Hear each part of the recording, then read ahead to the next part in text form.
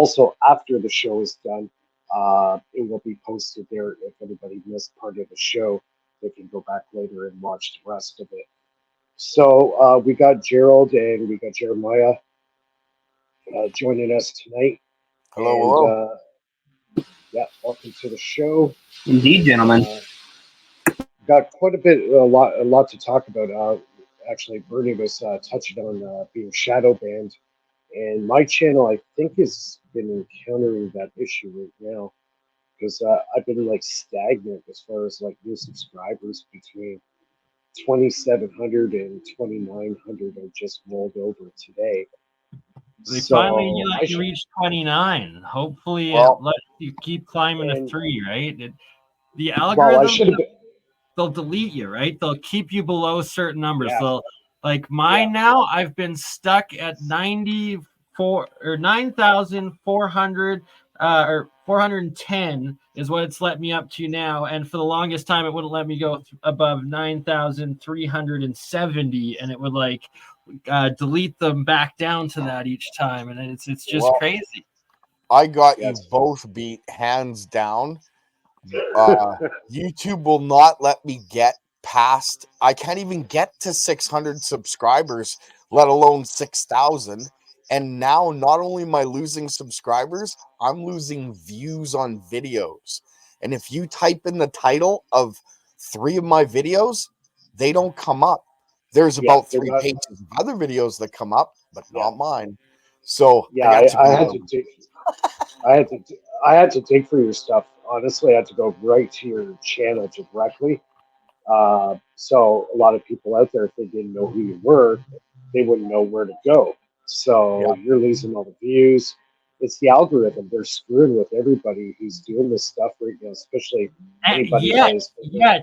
There's these other like bunk freaking supposed free energy channels that come up with a ridiculous design every day that somehow get 1 million fucking views, and it's all shit.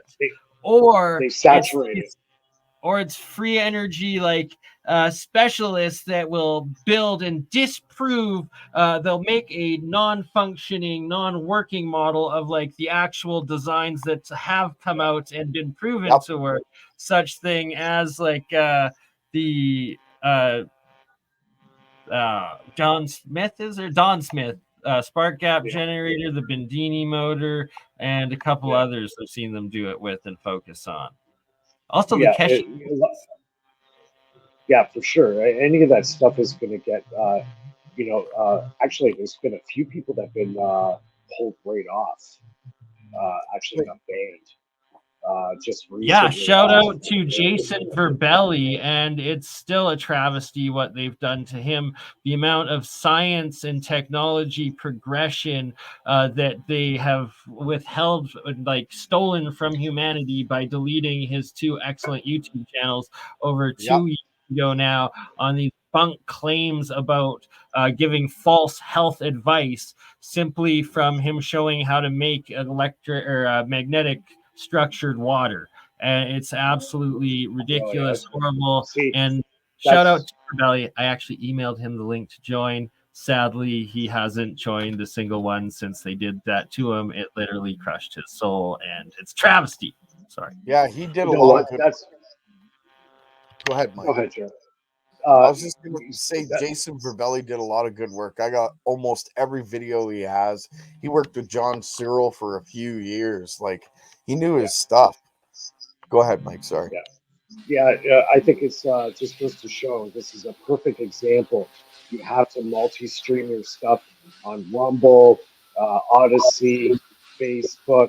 You have to diversify yourself. That's the only way you're going to get a footprint out there and get the algorithm working for you again. So if you're just doing YouTube, you're actually making a big mistake by that. You have to branch out to these other platforms. I agree. I've tried. I've tried to get into every one of those platforms, and I can't seem to get any of my emails back. So I can't get activated. Even on Rumble, I have a channel, but I can't activate it. And every time I get them to resend, it doesn't come. I've changed emails, everything. So am I watched? Well, maybe.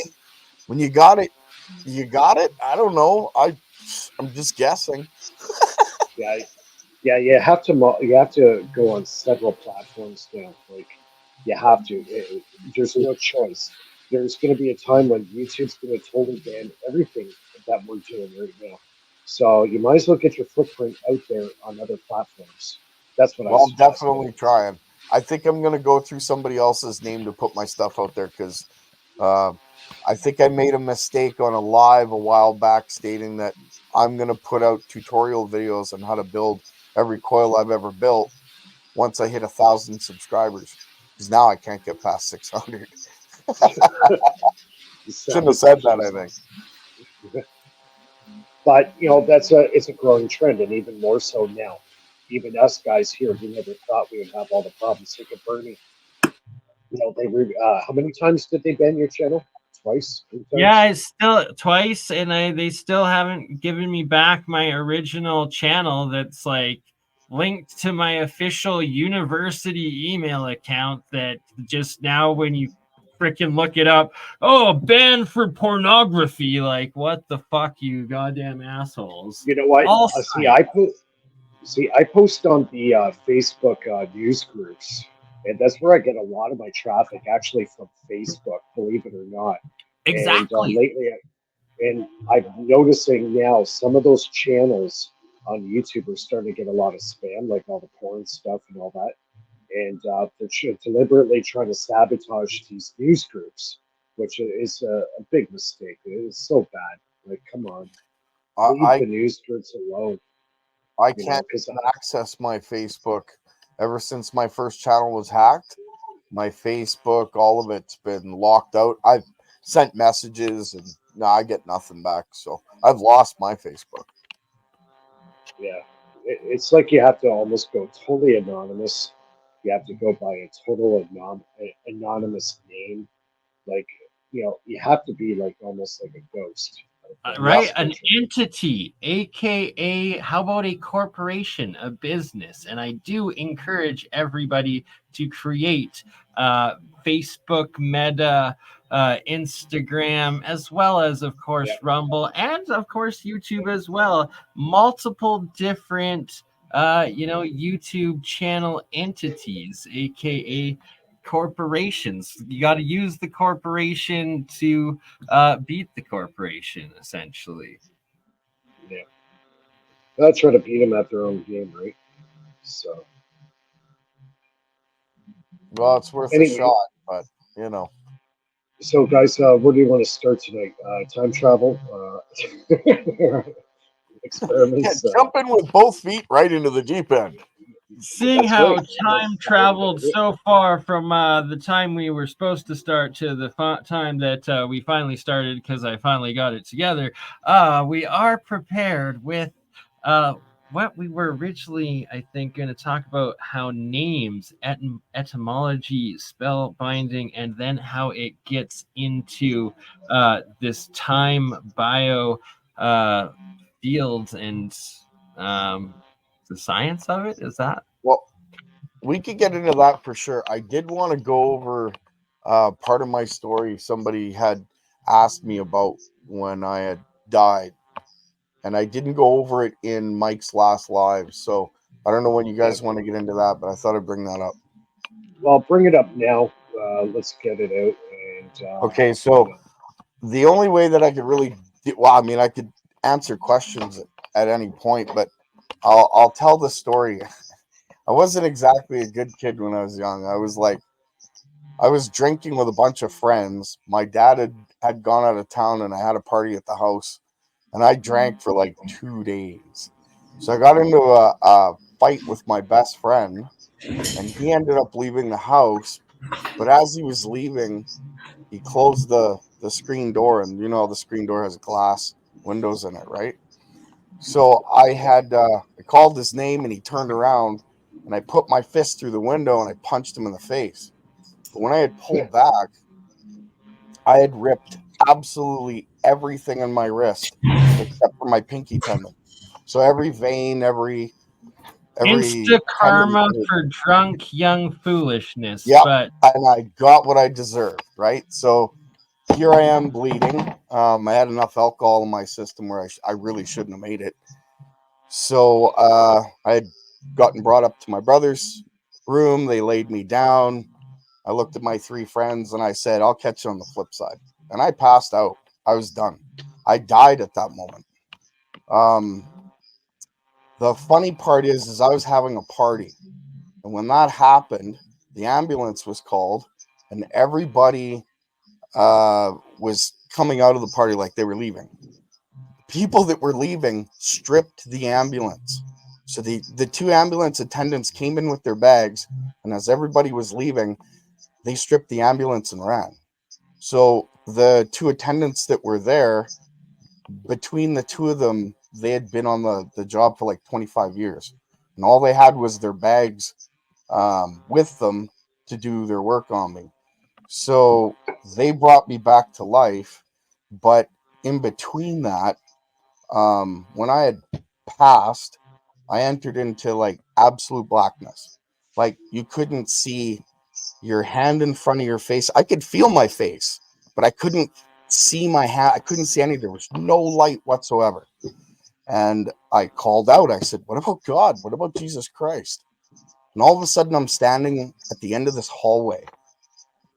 And there's this door at the end, and it's beaming light out of it. And this woman comes out of it, and she was my dead grandmother. I know everybody's heard a story like this.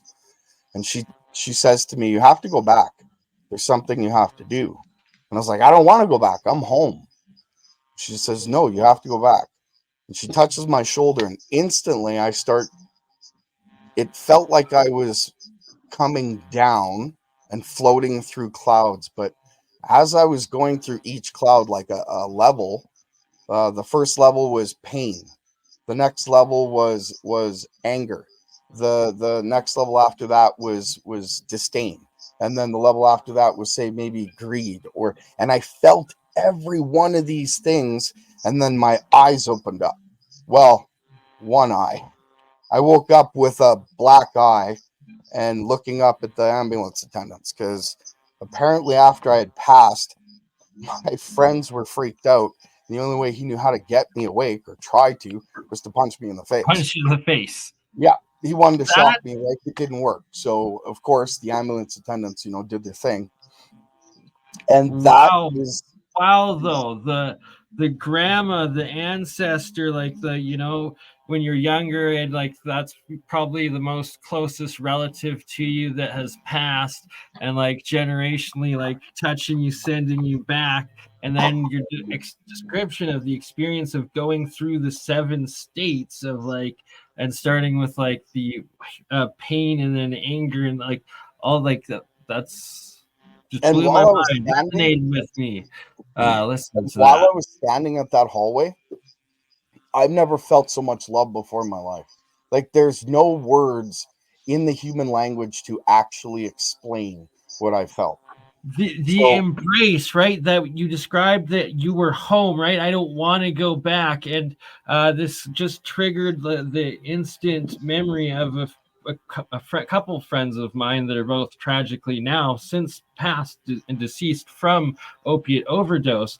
But before that, they had each survived previous overdose attempts. And what they had described to me was that it's like they just saw this light opens up in this tunnel, and this absolute craziest warmth that just keeps calling to you of like, oh, you're home now. You want to come. You want to come. And then something just some sort of memory with the family or something, I think it was, or something that like jolts them back to life, and just like how absolute parallel to what you experienced. Well, there's a lot more detail to it, but I'm trying to condense it. Like the voices I heard, the laughter, the singing, it was like families playing on a beach, right? It was just amazing.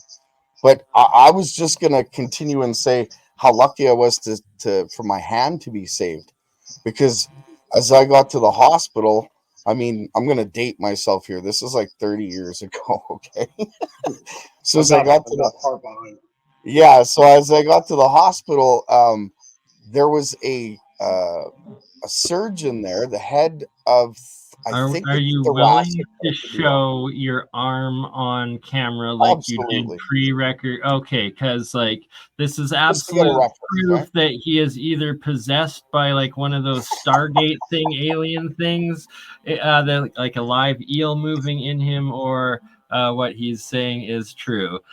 You'll see what I'm talking about in a moment. Okay, so I'll give a little context before I show my wrist.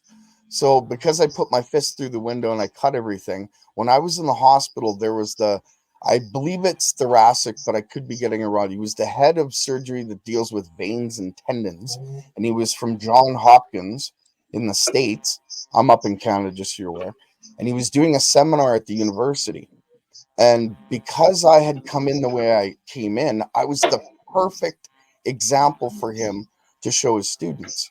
So I had to sign a waiver form and stuff like that.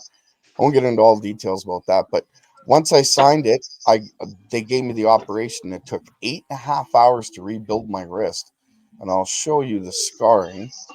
See if I can get this right here. I just want to say, Gerald, after this, wow, Yeah, it's not there's really. no way to top this story, man. So, like, do you get the Stargate alien reference now? Yes. Here, What I'll is try and moving give you under a the better. skin, son? Other than pendants that were restitched together. Wow. There's no way to top this. It's all over now. That's it for tonight. You know, Yeah, really. I'm doing laundry. That's my night. How's that? Hey, that's more exciting than what I'm doing right now, Tim. So you win. I'm doing alchemy. Mike's Oh, there you go. Mike's also doing some free energy. And is now a good time for you to maybe show what you've got set up and do the demonstration? No, I don't have anything set up for demo tonight, but one thing I did Bad. dig up on is one of Eric Dollar's old videos. He did a thing he called energy synthesis. So what makes electricity? What makes energy? And he was talking about back in the day, they had these giant masts and they connect together, and it was an opening switch. So whenever they had to shut off the mains from the power station, they had 200,000 volts going through these mains, and they would open up like this, open and close. And when that happened, it created a huge arc. Try to imagine this: 200,000 volts going through this main switching circuit. When it opens up, it creates this huge plasma How arc. much it would weld together? Like, No, what sort of I've force seen to that. take I know that what you're talking apart? about. Power. You're Yeah, talking about the power station mains, right? I know what yeah, you're talking about. And it yes, goes up in right, the air, and it's got yeah, the. Yeah, that's hardcore. I've right. seen videos of that. Okay, so the big problem back in probably the early 1900s, 1920, 1930, when they were first designing these things, they were having this issue where extra power was entering the system the second they opened the mains, to the point where it creates such a surge of power, the substation a half kilometer down the road would blow up. So they had a situation on their hands. If they wanted to open up the switch, they would get this huge rush of power coming into the system, where at that time they had no idea where this extra power was coming in. So Yeah, it didn't they led refer to to, him as transient? no, it's not transient. It's Well, that basically was a energy term coming they through. called it temporarily to explain it, of this Right. transient. Fair enough. But Sorry, what I it stopped you, Mike. is, so what they later figured, it was energy coming from the ether. It's coming from the atmospheric energy. When this thing Like opens up and static that arc is electrical created, force, essentially. well, it's pulling the energy from the atmosphere and bonding and coupling with the arc. And that's why they're getting this huge surge of power. Not alone, they already got 200,000 volts going through it, but to have even more energy flying into the circuit as it's being opened. That's why the substation half kilometer down the road would blow up. And this I was a just huge had the problem. wildest thought, and it comes to how the electrical differential goes up every meter or whatnot, going up, and like all the ancient Well, um, like cathedral towers with their domes and then their big old antennas on top with it, and that it's the arc, that plasma arc going up into what you just described there, just like the Don yeah, Smith's arc gap generator, that when you have these plasma arcs going into the atmosphere, that's where they're able to then pick up the radiant energy into, that they then yeah, feed back yeah, into the system, that then gives you right. your own unity, your free energy, So, right? It's open Well, dynamics. exactly. I can comment on that a little bit here. And so you can read about this in Steinmetz' book, Elementary Lectures on Electric Discharges, Waves, and Impulses. So Charles Proteus Steinmetz writes about this phenomenon. Eric Dollard attempted to correct the mathematics and modify what was not presently in there, which is some of the compressed nonlinear delta T functions. So he found out that when you connect a very large capacitive load, so you have some huge amount of energy accumulated up and it can be instantly discharged, but if you're going to send it down a single wire where you have an open circuit, that single wire acts as an instantaneous infinite capacitor, meaning that the amount of current that can flow into it is Yeah, effectively instantaneous. Now, just yeah, like any kind of disconnect from back EMF of an inductor, the tiny little length of wire that's immediately touching the contactor of the switch when the line is closed with this very high potential, which, by the way, in the case of the electric power stations, it's not being fed from storage capacitors like we would conventionally think. It's being fed yeah. from the inductance of the windings of the generator. So when that's That's right. connected, it goes through the inductance of the step-up transformer, which has got a Right. huge amount of oomph behind it, and all of that energy is transferred to that line. So in that tiny segment, a huge amount of current flows, far more current than would ever flow through that line continuously. And as a result, the potential on the immediate longitudinal mode transmission down the wire builds up a magnetic flux that has to be neutralized. So the potential on the line, if you say close a switch at 13,000 volts, will actually rise to well over 500,000 volts. And the amount of current behind it is unquenchable, meaning that it will break out into streamers in the air. So think about the pressure wave traveling down it. Imagine like you've got Oh, this light beam traveling down and you can see like the end of the boundary. The difference between where the electrons have already started to move, where they're already accelerated, and where they're not moving yet, is very high volts per meter.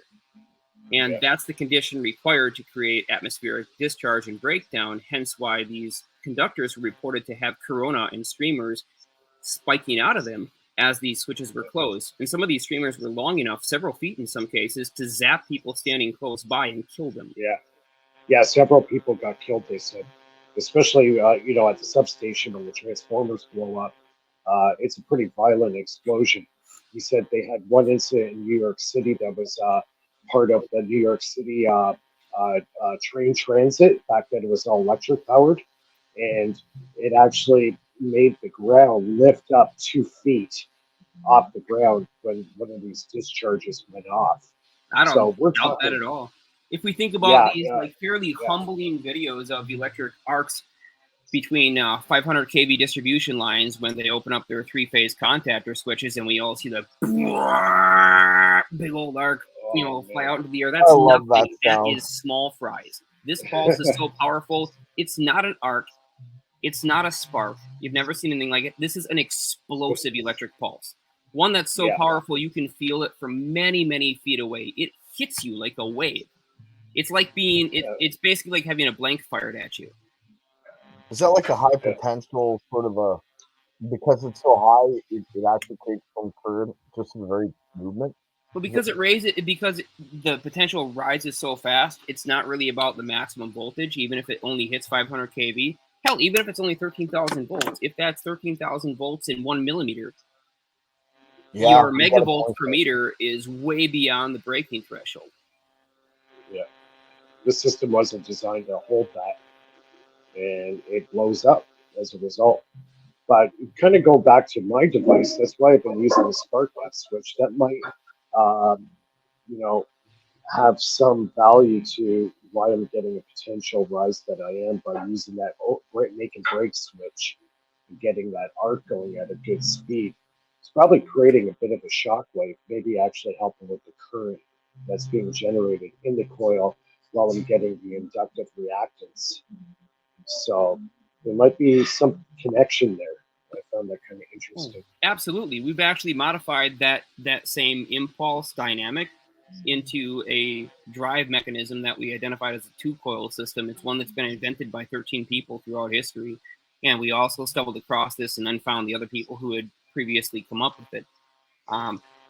But yeah, we're going to use that same extraordinary high energy impulse with no place to go in order to create an intense magnetic field. So we're going to redirect it back into the inductance of a loop and use the accelerated electron potential to specifically produce a very, very high intensity multi-Tesla magnetic field over the course of about 1 nanosecond.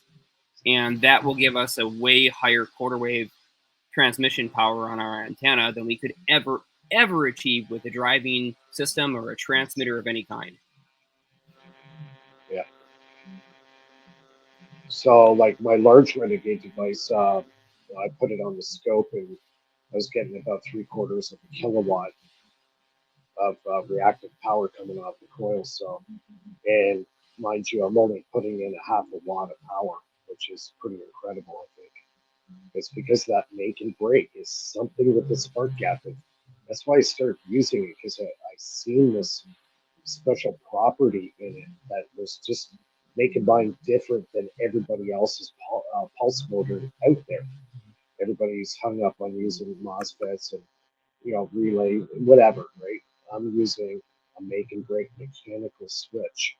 I'm getting a different effect. So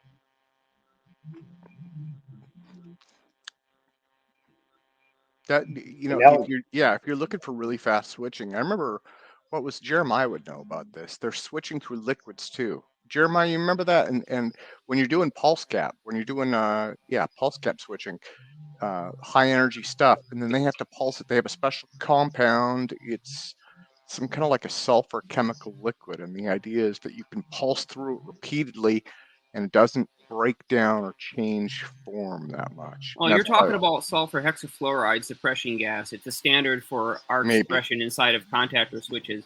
You can compress it down to a liquid, but otherwise it stays as a compressed gas. I think so. Yeah, I think so. Yeah.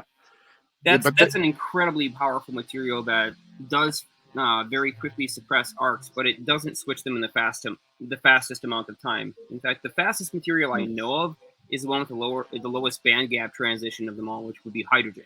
Now you can go with direct vacuum, which will technically give you the fastest switching possible, and there you're talking about picoseconds in the double-digit range, which is kind of freaking insane. But if you use a hydrogen switch, you can at least get into the nanosecond range. Yeah, it's funny you mentioned the hydrogen. Steinmetz, he designed this special generator back in, it was about 1906 time frame. It's called the dynamotor. So it's like a generator and a motor in one, and they would submerge the entire motor into hydrogen. And they did this. It was able to keep the motor more stable, less air friction, and also keep the generator cold. So yeah, hydrogen has been used in the past in these generator systems. And apparently, they don't use the Steinmetz dynamotor.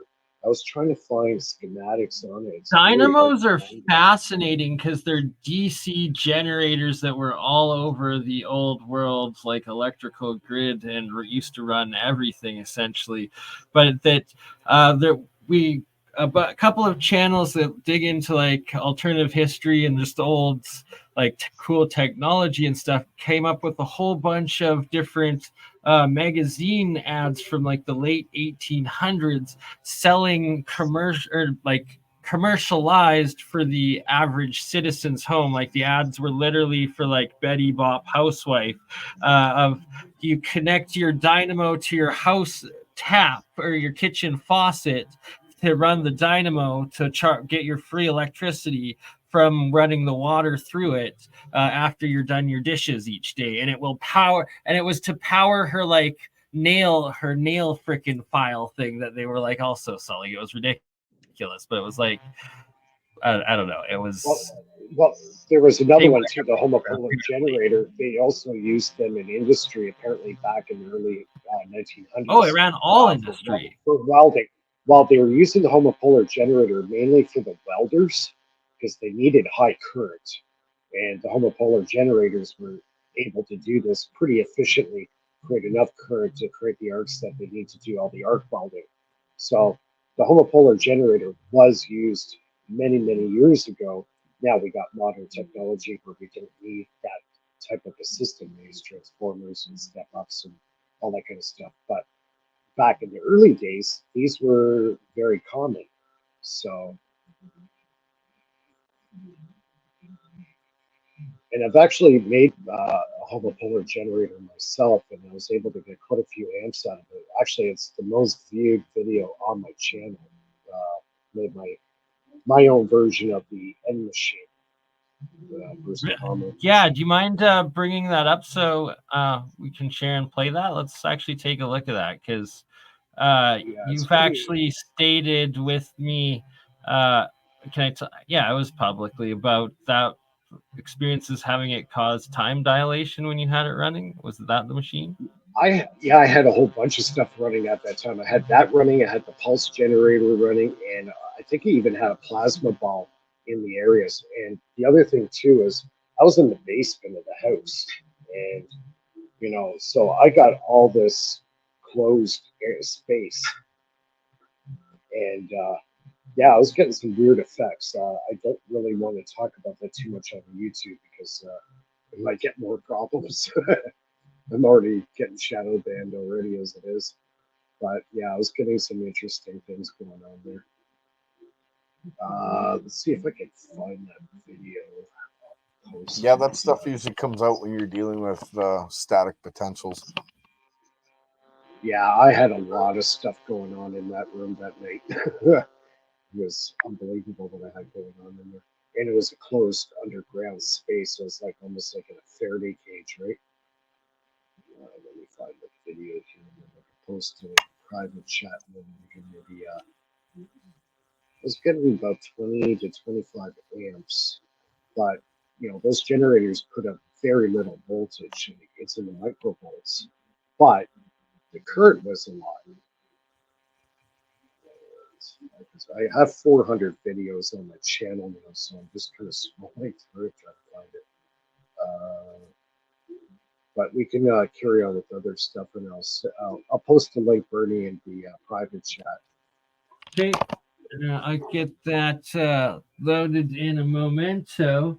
I was also going to discuss a little bit of the alchemy and the plans of new experiments that I'm going to be running, developing it, testing, turning into batteries out of some of the jars and the materials, as well as I've discussed with Jeremiah. He recently encouraged me to get back on this, and it was actually the second YouTube video I ever did.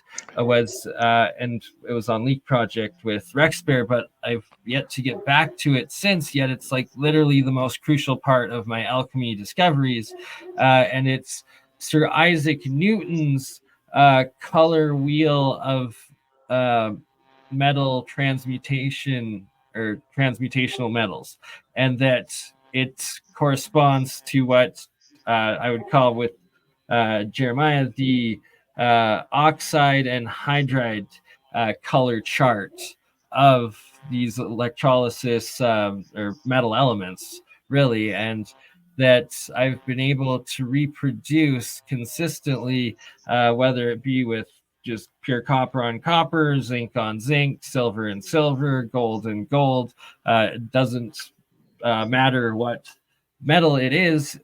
What matters solely and keyly is the reaction that is happening within the electrolysis or the electrolysis reaction, and that you within salt water and a very small amount of electrical change can influence a substantial difference in whether you're putting out just like an oxide, dioxide, a trioxide, or hydride, Anyway, you've got lots of different, you've got lots of different input and output chemicals, which is kind of ancillary for electrochemistry, and those things are known. What I was particularly interested in, though, is you did something. Jeremiah, go ahead. I'll start demonstrating it solely, reproducing this and these experiments specifically only in distilled water, so that the specific one salt that I'll use as a standard sort of thing to start creating like pure samples of it or whatever that can then be tested and eliminates all of that. Correct? What I'm really interested in too, though, is you had several experiments that did anomalous things that are not part of electrochemistry. And so one of those, you had been running some kind of electrolysis experiment with, I think, aluminum foil wrapped around one of the Keshe electrodes that you made. And it ended up producing this material coating, which when exposed, I forget what you did, if you put it in sunlight or if you did something to it, but I guess it had immediately caught fire or flared up or did something that was really catalytic. That's the red mercurial state, and it's that's what Isaac Newton calls it, the red mercurial state of metal transmutations, and I believe it to be a hydride or hydroxide, but current breakthrough in metamaterials was showing, I forget what the compound was, maybe bismuth or maybe it was phosphorus. I'll have to go back and check, but the point being, it was this red state metamaterial in cold temperatures or room temperatures or whatever, and it was like super conductive, and the main part being that it was just extra hydrogen molecules attached to the metal, and that's specifically what this alchemy is, that you can so easily, it's a whole new type of science. Right. Well, we're used to burning hydrocarbons too. We burn candles, and we know how that goes, and we can light fuel on fire, and all those things flame out fairly slowly as oxygen reaches the reaction. So these are oxidizing reactions. In your case, what you described was something that was either self-oxidizing or it already had pre-bound, unbalanced molecular chains that were ready to go. And the energy input that it took to get it started versus how quick it went from what you described to me was something I highly encourage you to replicate. Produce that material, and here's why: if that material is in an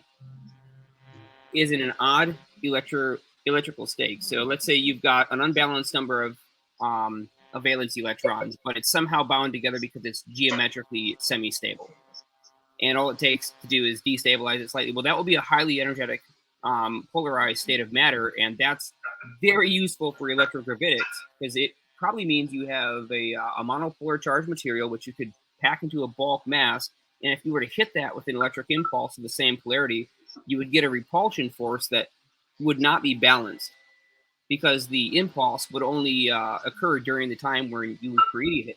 And off of your transmission structure, the receiving material, that being this special stuff you're making, well, by the time the wave that it produced as a counter-electromotive force comes back to the source of the electric field is stopped, so there's nothing for it to interact with. So it's a one-directional or non-Newtonian force, and that's because it's an open system.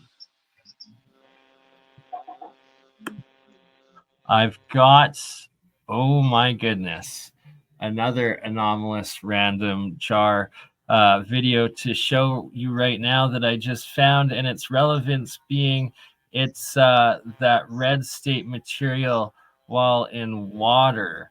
And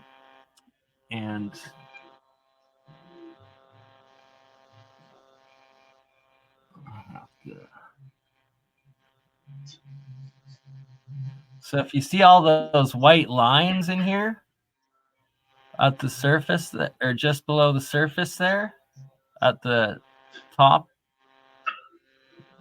that is all self-organized nanotube structures, and there's no outside electricity going into this jar at all. It's just a nano-coated triple copper coil, like the Keshe. You got to start building the Moxie generator. The 3 coils, and then the black nano coating outer cell, and then it's going down 1 copper wire over and down, connecting to another one of these triple solenoids underneath that has aluminum foil wrapped around it. And the bottom here, it's brown, and that's a mix of the half red particles and the half, I guess, orange copper material with it. This is not the right one that I want to show, but that's very anomalous stuff. So, backstory of this jar is that it had been sealed for about a year, and then I opened it up, and then it made all of that self-organizing stuff and started to like bubble and produce hydrogen for several days, if not longer. Frick. This is not the ones that I thought I was getting. Sorry. If you build the BurnEye, you should really start looking into the Moxie generator, because if you want to do transmutation, the Moxie generator is what you want to get into. But Moxie, what it's called. But you have to be careful with some of the stuff that gives off X-rays, and also some of the metals will generate radon gas. So yeah, be very careful with this stuff.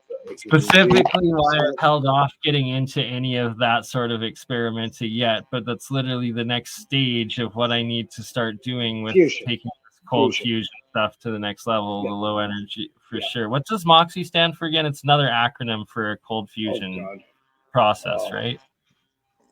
Well, Fleischmann and Pons, when they were doing the cold fusion back in the early 90s, they were using a certain metal. I forget the name of it. It's something oxide, but anyways, it produces a huge amount of X-rays. So Pons and Fleischmann were getting exposed to all this X-rays coming off their device. They were creating a lot of power, but they were also blasting themselves with X-rays. That's why both of them are dead now. I wonder if the old lead flashings from roofing would be thick enough. I have a whole box of those. Yeah, they are, and so is the lead flashing that used to be installed in bathrooms underneath tubs. That would, I think, would work as well. I've used that quite successfully. And the other thing too is the radon gas. You got to worry about the radon, and if you're going to do something like that, I would be doing it outside where it's a lot of ventilation, because you don't want to start inhaling radon. It's very toxic for you. So I wouldn't be doing any of those experiments in my backyard or house sort of thing until I get like a lab or could go get the power source like out in the woods somewhere or something. Like in the basement of the house where I was, we actually got a test kit, and they come in little jars, and it's got a special, I guess, material in there.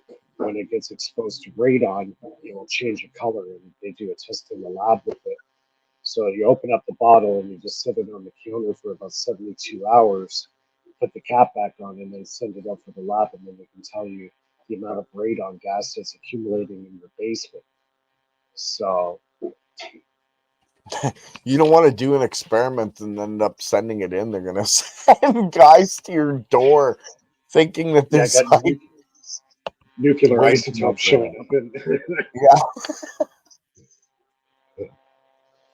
So in this one, is this anomalous, or is this like well known that when the anode breaks, that it turns everything's called the yellow sulfur state, and literally all of the oxidized, or if it was white monoatomic state, like any other color, it all just instantly turns yellow within that's the that's area. A sign that's kind of the first stage of reactions. There's different levels of stages of the actual reaction.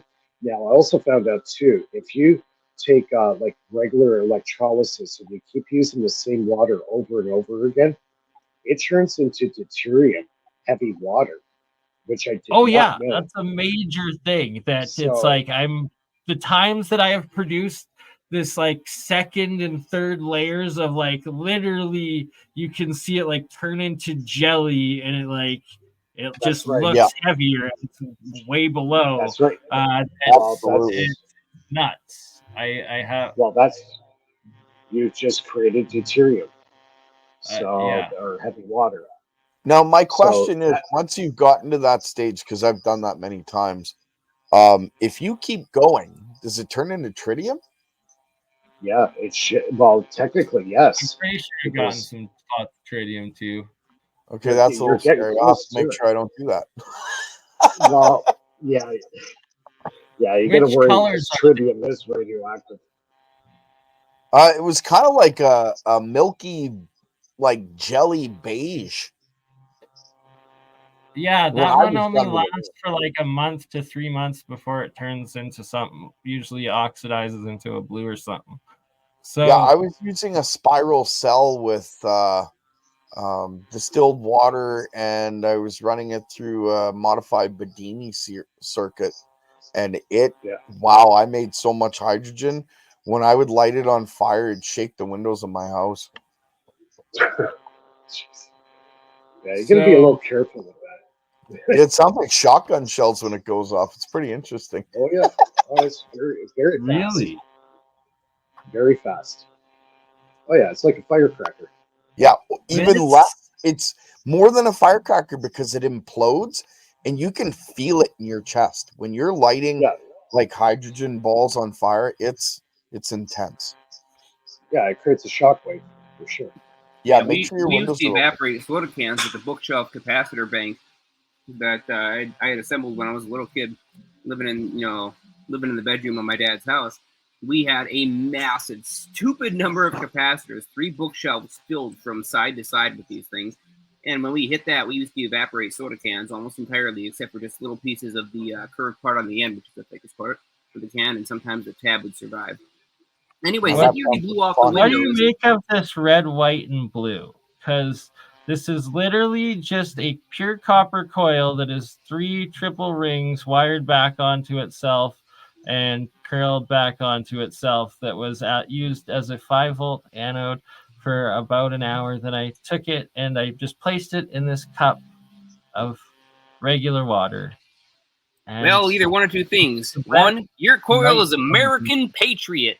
Or two, the polarity of the electric field distribution over that gradient is causing a different particle size to predominantly be either deposited or produced. And my guess is I that vote your Patriot. larger particles are sticking to one Yeah, side. I'm with Tim. I vote Patriot. Right? Yeah. Can we call it the Patriot particle or the Patriot process if this turns out to be something significant?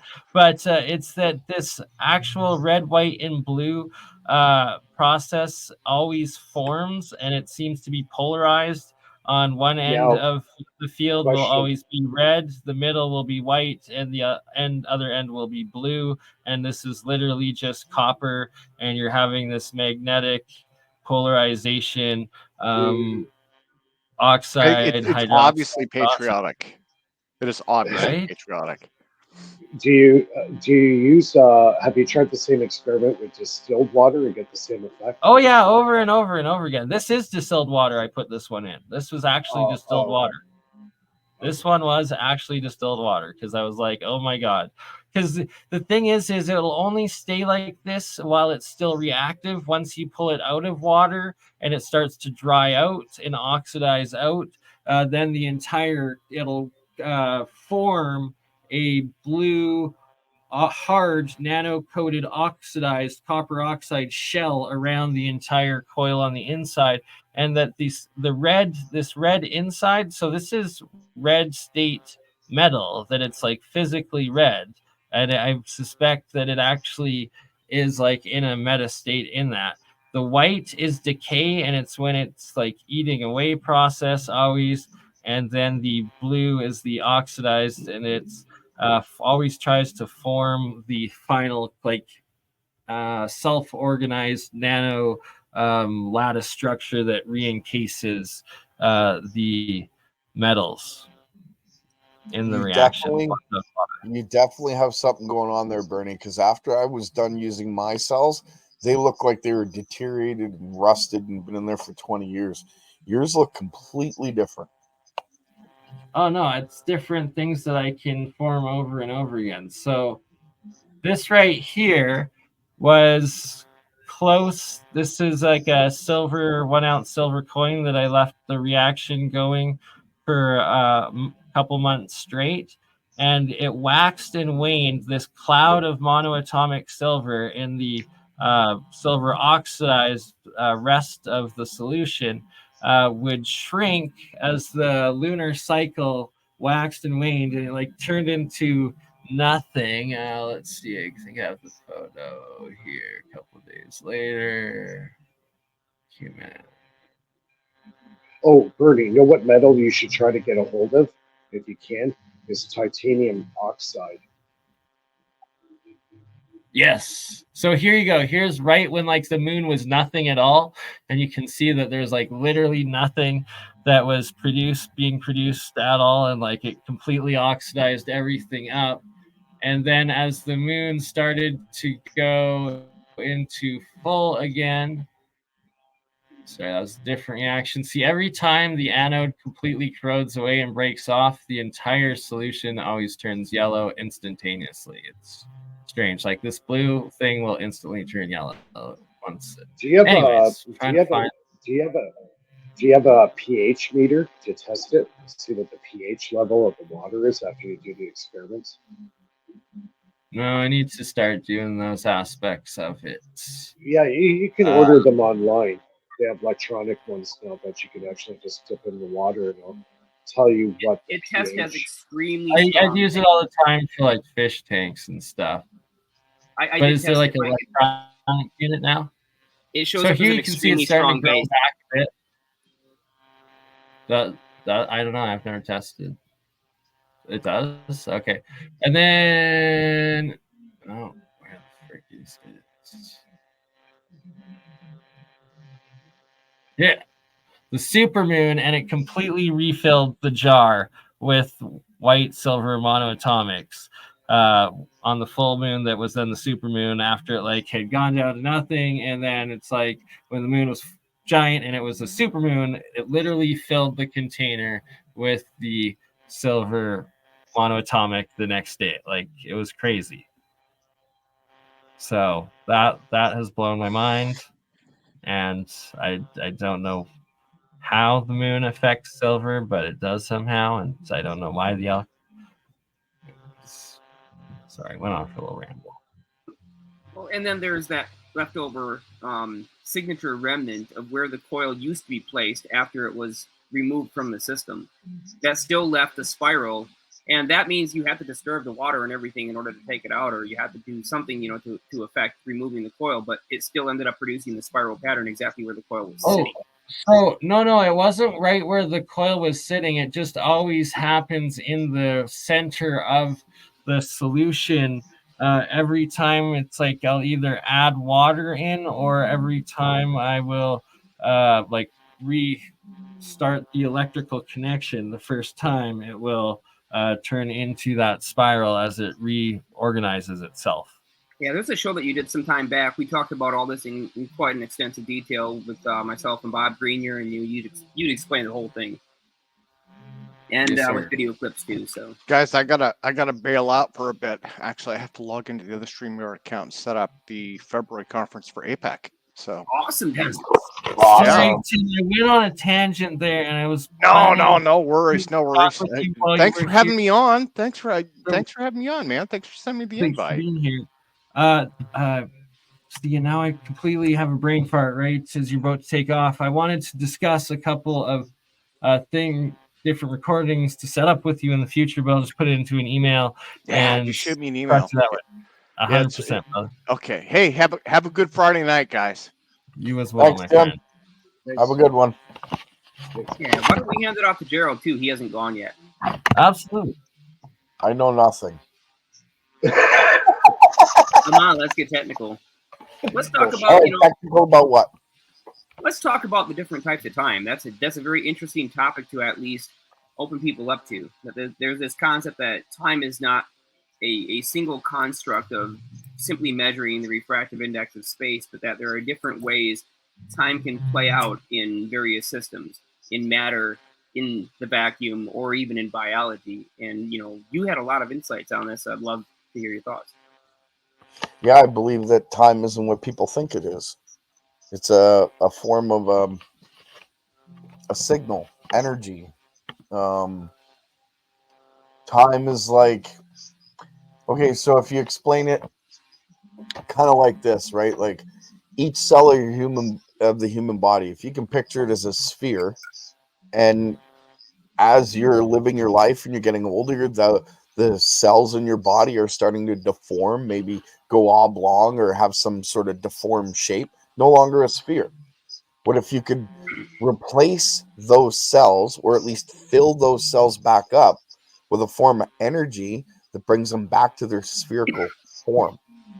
And I believe that time is a form of that energy. So, Hey, go ahead. question for you. Do you own a DeLorean? A DeLorean? No. Yeah. Okay. I think the Just right gotta answer, ask. Gerald, is not yet. I have a flux capacitor, though. So you have the more important part. Now we just need to get you the DeLorean. That's right. Yeah. And a crazy old gray-haired man. Wait, that's me. Okay, so what if time was like if it was a form of energy that you could impart into the body? So this is a big what if as a thought experiment. If you could have that energy, maybe through sound waves or different forms of well, we'll get into that later. But let's just say, for instance, as a thought experiment, you could replenish the energy in each cell of your body. It would almost be like stopping time. Because as that energy degrades in each cell, if you could replenish that energy, say daily, like let's say you sat in a box or even sat in a single room for 15 minutes a day, and that energy just imparts into each cell of your body, you would essentially be pausing time. So If you go ahead. Go ahead. No, go ahead. If you'd like, I can sort of give a physics breakdown of what you just said there.